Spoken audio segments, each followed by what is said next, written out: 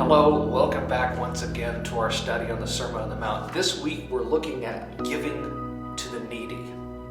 We're taking a look starting in Matthew chapter 6. We got through 5, we're in Matthew chapter 6 and reading the first 4 verses. Beware of practicing your righteousness before other people in order to be seen by them. For then you will have no reward from your Father who is in heaven. Thus, when you give to the needy, sound no trumpet before you, as the hypocrites do in the synagogues and in the streets, that they may be praised by others. Truly I say to you, they have received their reward. But when you give to the needy, do not let your left hand know what your right hand is doing, so that your giving may be in secret, as your Father who sees in secret will reward you. This is challenging stuff. Most of us, when we're giving to those in need, to some degree or another, we kind of want that notoriety. We want people to notice. That's a temptation, right? To want to be seen for the good that we're doing. But what's the reward? What's our purpose in doing this? Are we sharing Christ's love because he has loved us?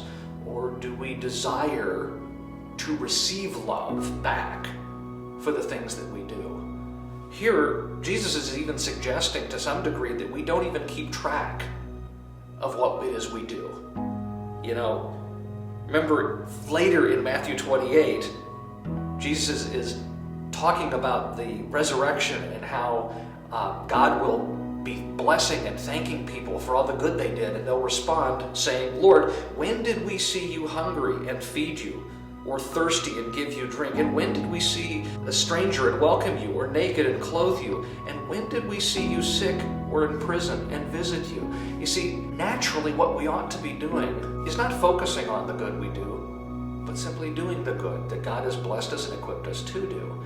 That it becomes such a natural part of who we are that we're not concentrating on doing it. We're not thinking, I gotta work really hard to bear good fruit now. But because we're healthfully attached to Christ, we're abiding in him, that we are in fact easily able to simply do and to bless others, because it's the natural, helpful thing to do. And they might heap praise on us, and they might want to thank us profusely, and we look at it and say,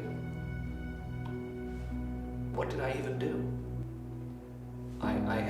You needed a coat and I gave you a coat. You needed a meal and I gave you a meal. And in fact, I don't remember doing those things because it's just a part of life. It's what's done. Not because we're dismissive of the person we're caring for, but because we're not focused on even patting ourselves on the back to make ourselves feel good about it, but that we simply respond to the needs of people that Christ placed in our lives.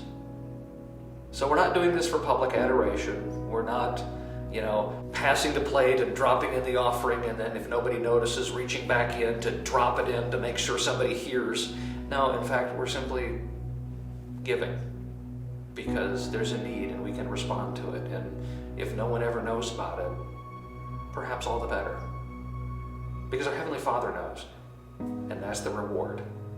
His knowledge that we have responded as he has called us to do. Blessings, and I'll see you next week.